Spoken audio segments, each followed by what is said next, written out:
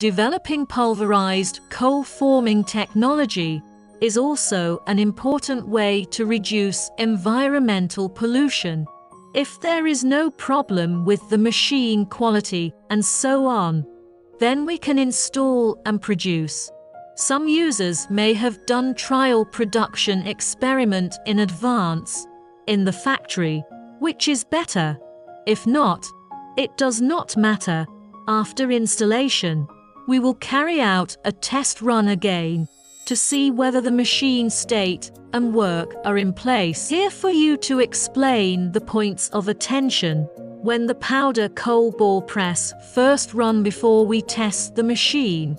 We must do a good job of preparation, such as the material preparation to press into the ball, especially the powder coal, but also need to add water, add adhesive, so in advance to plan the installation of the machine. Material preparation and other work is very important.